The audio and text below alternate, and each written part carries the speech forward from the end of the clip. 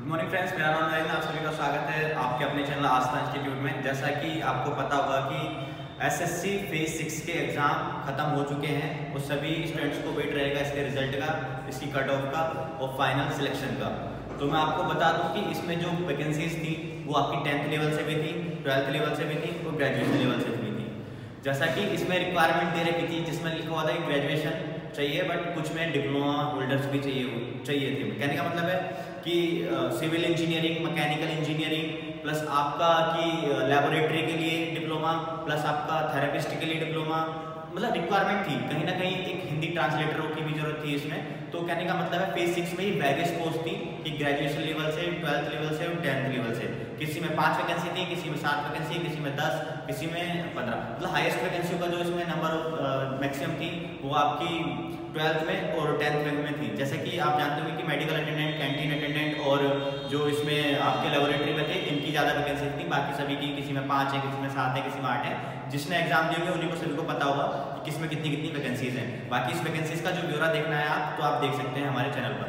बाकी का मैं आपको ये बता दूं कि इसमें जो आपने वैकेंसीज देखी हैं, बाकी इसमें देखने का आपने फॉर्म फिल किए गए हैं, वो लगभग आपका जो फॉर्म है वो ऑफलाइन चालान से भरा जाना था, ऑनलाइन नहीं था, जिसकी वजह से नंबर ऑफ स्टूडेंट एब्सेंस भी ज़्यादा रहे। कहने का मैं अगर ये कहूँ कि जो मेरा एग्जाम हुआ था उस एग्जाम में करीब 400 बच्चों की लैब में मात्र 50 बच्चे स्टूडेंट मतलब अपीयर हुए थे, प्रेजेंट थे। बाकी 350 लगभग आपके एब्सेंट थे।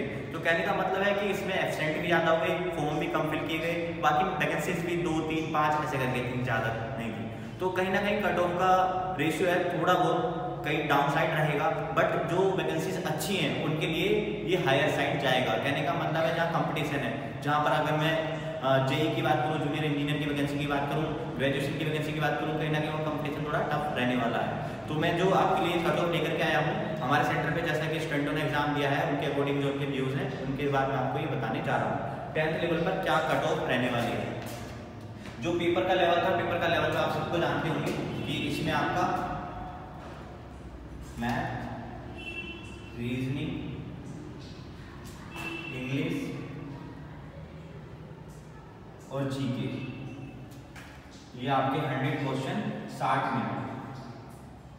सभी को पता होगा ऑनलाइन एग्जाम हुआ था, शिफ्टों में ये एग्जाम हुआ।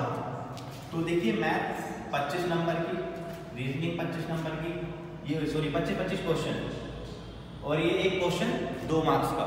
तो कहने का मतलब है कि 100 क्वेश्चन थे आपके, ये आपके 200 मार्क्स के थे, यानी 200 मार्क्स में से आपकी मार्किंग होनी है। और जो निगेटिव मार्किंग थी 0.5 की थी, 1/2 की, सॉरी 1/4 की, 1/4 की निगेटिव मार्किंग आपकी है। तो 0.5 ऐसे करके लिखा होगा, 1/4 आपका ये, जैसे कि आप पेपर में आपने इंस्ट्रक्शन है वहाँ पर एग्जाम देते हुए पढ़े होंगे। तो 200 में से तो मैं सबसे पहले 10th लेवल का बताना चाहूँगा कि 10th लेवल की जो जीके आई थी वो काफ़ी इजी थी और मतलब कहने का मतलब है उसमें कोई डिफिकल्ट नहीं था। कहने का मतलब है जैसे कि स्टूडेंट ने बताया कि सबसे ऊंचा पुल, सबसे ऊंची नदी और काफ़ी इजी क्वेश्चन थे, इतने डिफिकल्ट नहीं थे। बाकी मैथ के क्वेश्चन गुणा भाग के थे, साधारण ज्ञान निकालने के थे और सिंप्लीफिकेशन बोर्ड मार्क्स का नियम लगाना था, क्वेश्चन हो जाना था। तो इतना डिफिकल्ट नहीं था।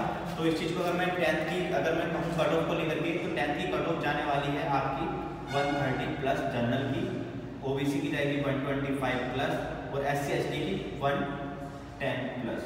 अगर किसी स्टूडेंट के इस रेंज में मार्क्स आ रहे हैं 130 प्लस, 120 प्लस, 125 प्लस और 110 प्लस, ये 10th लेवल से बताया मैंने, तो वो अपने आप को सिक्योर समझ सकते हैं, ये सिलेक्शन के लिए सफिशिएंट मार्क्स हैं इतने। बाकी अगर मैं 12th लेवल से बात करूँ, यहाँ पे थोड़ा सा लेवल को बढ़ा दिया गया, हाइक कर दिया गया। अगर मैं इसकी कट ऑफ की बात करूँ तो इसके लिए जो आपकी कट ऑफ जाएगी 140 प्लस या माइनस ये हो सकता है। आपका ओबीसी ये 135 प्लस माइनस ये भी हो सकता है। आपका SC ST ये आपका 120 प्लस माइनस हो सकता है। ये रहने वाला है क्योंकि इसमें कहीं ना कहीं कंपटीशन थोड़ा सा टफ है, क्योंकि नंबर ऑफ स्टूडेंट जो 12th की जिसमें डिप्लोमा मांगा था तो जो काफ़ी सारे अपेयर में हैं। बाकी SSC JEE भी अपने निकालती है, तो स्टूडेंट जो तैयारी करते हैं इनका वेट करते हैं, तो उनके लिए बहुत ही अच्छी अपॉर्चुनिटी थी। ग्रेजुएशन की बात करूँ तो ये फाइनल सिलेक्शन आपका 150 प्लस माइनस पर इनका होना है 150 प्लस माइनस, बाकी का ओबीसी के लिए 145 प्लस माइनस और SC/ST के लिए 130 प्लस माइनस, ये वेरिएशन आ सकता है। बाकी मैंने तीनों के लेवल से आपको बता दिया है। ग्रेजुएशन का लेवल थोड़ा सा बढ़ा दिया गया था, बाकी इसमें नंबर ऑफ स्टूडेंट जो CGL के होते हैं, CPO के होते हैं और 10+2 के जो होते हैं वो काफ़ी अच्छे से प्रिपरेशन करते हैं, तो उन्होंने ये फॉर्म फिल किया होगा, तो कहीं ना कहीं ये मार्क्स उनके इतने बन रहे होंगे। बाकी प्लस माइनस हो सकता है, बाकी का इस रेंज में ही आपकी जो कट ऑफ है वो जाने वाली है फाइनल। और ये जो एग्ज़ाम है इसमें आगे कोई एग्ज़ाम नहीं होना, जिनका एग्जाम टेक्निकल है उस टर्म में कह सकते हैं, अदरवाइज जिनका एक सिंगल पेपर में ही ये क्वालिफाई कर लेंगे उनको डायरेक्ट जॉब मिल जाएगी। कहने का मतलब है कि अगर मैं 10th की बात करूँ तो किसी की स्टूडेंट के मार्क्स 130 प्लस 125 प्लस 110 प्लस ये कैटेगरी के अकॉर्डिंग आ रहे हैं तो ये सफिशेंट है। 12th के अकॉर्डिंग अगर ये मार्क्स आ रहे हैं तो सफिशेंट है, और ग्रेजुएशन में ये सफिशेंट है, अपने आप को सेफ समझ सकते हैं। बाकी का जो इसका रिजल्ट है वो जल्दी ही डिक्लेयर हो जाएगा, कहने का मतलब है इसके आंसर की जल्दी ही आ जाएगी और आप अपना रिजल्ट देख पाएंगे। बस वीडियो में नहीं बताना चाहता था, बाकी अगर कोई क्वेरी रह गई है, कुछ रह गया है तो आप मुझसे पूछ सकते हैं। बस वीडियो